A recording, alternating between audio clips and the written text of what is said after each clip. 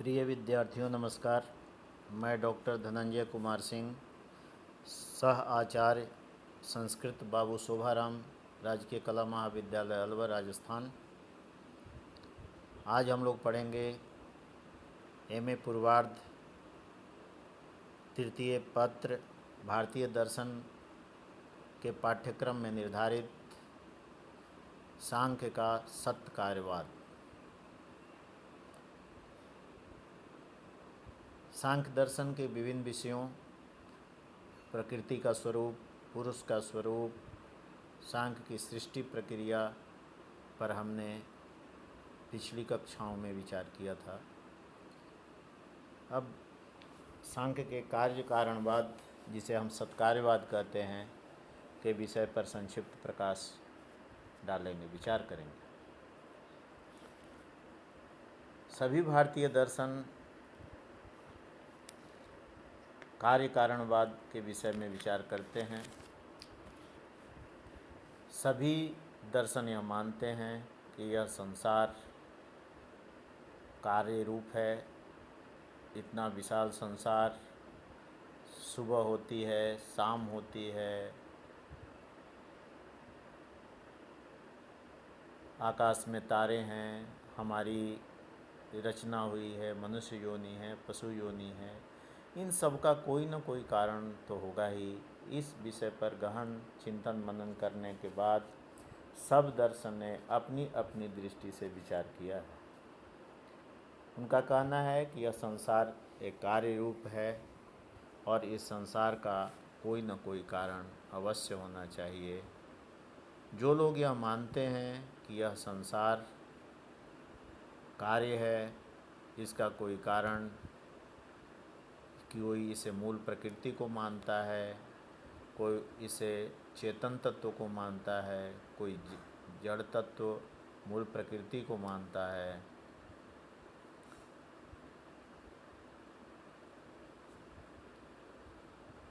वेदांत दर्शन मानता है कि संसार का उपादान एवं निमित्त कारण दोनों परम ब्रह्म है, जो चेतन है, कुटस्थ है, नित्य है और उसका कभी नाश नहीं होता, उसकी तरकालिक सत्ता होती है। उसके कार्य कारणवाद को हम सत्य कारणवाद की संज्ञा से अभिहित करते हैं, क्योंकि एकमात्र वह कारण को ही सत्य मानता है, कार्य को वह प्रपंच रूप मानता है। उसकी स्पष्टोक्ति है कि ब्रह्म सत्यम जगन मिथ्या, अर्थात यह जो प्रपंच रूप जो जगत जो है, उसकी दृष्टि में परमार्थ दृष्टिया वो प्रपंच है। यह जगत उस ब्रह्म का विवर्त है, वह आभासित होता है, मूलतः उसकी कोई सत्ता नहीं है। यानी जो कार्य रूप दिख रहा है, पसरा हुआ जगत, इसका मूल कारण जो ब्रह्म है उसकी सत्ता है, वह त्रैकालिक सत्ता है। क्योंकि उसका कहना है जैसे ही ब्रह्म का ज्ञान हो जाता है तो इस संसार का नाश हो जाता है, इस प्रपंच का नाश हो जाता है। तो उसका कार्य कारणवाद का सिद्धांत सत्य कारणवाद के नाम से जाना जाता है। न्याय एवं वैशेषिक दर्शन मानते हैं कि कार्य एक सर्वथा नवीन उत्पत्ति का नाम है। कारण से कार्य की उत्पत्ति होती है, लेकिन कार्य अपनी उत्पत्ति से पूर्व उसकी कोई सत्ता नहीं होती। कार्य एक नवीन उत्पत्ति है। यद्यपि प्रत्येक कार्य का एक निश्चित कारण होता है और उस कारण से ही कार्य की उत्पत्ति होती है, लेकिन यह कार्य का एक नया आरंभ है। इसलिए इसको आरंभवाद भी कहते हैं, असत कार्यवाद भी कहते हैं। सांख्य दर्शन का सिद्धांत है कि कार्य अपनी उत्पत्ति से पूर्व अपने मूल कारण में अव्यक्त अवस्था में रहता है। ये संसार जो कार्य रूप में दिखता है, ये संसार त्रिगुणात्मक है और इसका जो मूल कारण प्रकृति है, जो अव्यक्तावस्था में रहती है, वो अव्यक्तावस्था में मूल प्रकृति भी त्रिगुणात्मिका है। सत्व, रज एवं तम, ये तीन गुण ही उसके मूल अवयव हैं और उनसे ही संसार में तीन प्रकार के लोगों की या जीवों की उत्पत्ति होती है।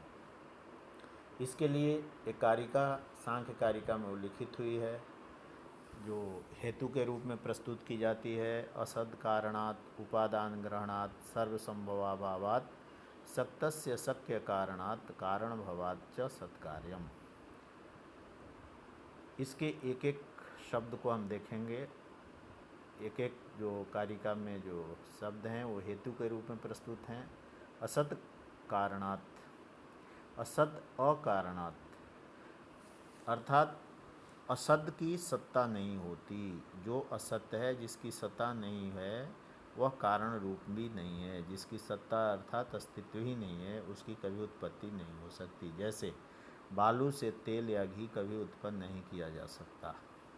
अर्थात कार्य अपनी कारण मूल कारण में निहित रहता है। उपादान ग्रहणात्, प्रत्येक कार्य का एक निश्चित उपादान मटेरियल कॉज होता है। जैसे दूध दही का, तिल तेल का, मिट्टी घड़े का उपादान कारण होता है, मटेरियल कॉज। एक उपादान कारण किसी दूसरे अन्य कार्य के कारण के रूप में काम नहीं आ सकता। अर्थात प्रत्येक कार्य का एक निश्चित उपादान कारण होता है, ऐसा कह सकते हैं। सर्व संभवाभावात्, यदि कहते हैं कि ऐसा होता तो सर्व संभव का अभाव होने से, अर्थात एक वस्तु से हर दूसरी वस्तु उत्पन्न नहीं हो सकती।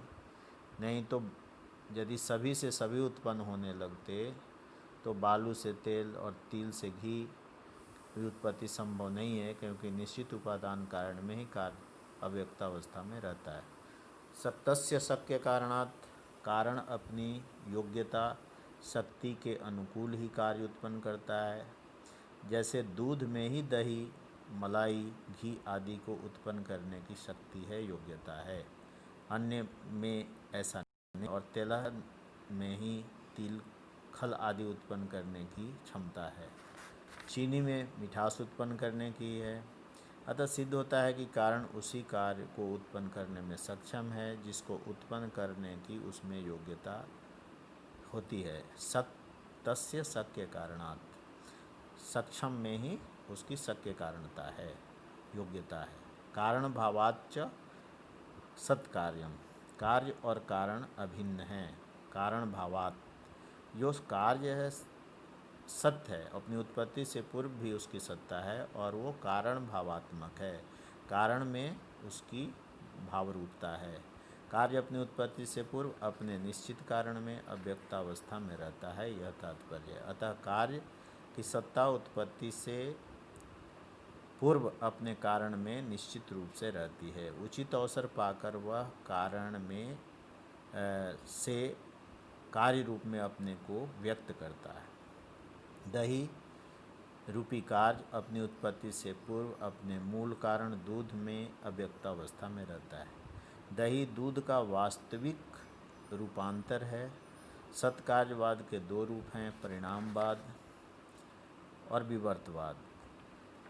परिणामवाद में सांख्य आता है, ये कहता है कि कारण ही परिणामित होकर कार्य रूप में हमें उपलब्ध होता है।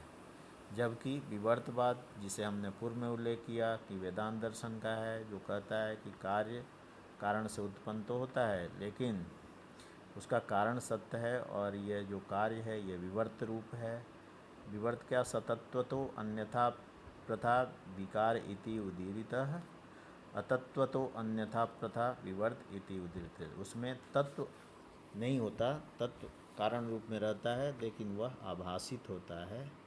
इस प्रकार से सांख्य दर्शन का कार्य कारणवाद का सिद्धांत सत्कार्यवाद के नाम से प्रख्यात है, और यह अत्यंत महत्वपूर्ण है। जैसे हमारी अनुभूति में भी आता है कि सांख्य का सत्कार्यवाद जो सामान्य मनुष्य है उसके लिए यह ज़्यादा अनुकूल बैठता है, और यह सामान्य व्यक्ति के भी पहुँच में आता है, समझ में बात आती है। ब्रह्म की जगत कारणता जहाँ तक है ये सिद्ध की गई है कि एक चेतन तत्व होना चाहिए, वह निमित्त भी है, वह उपादान भी है।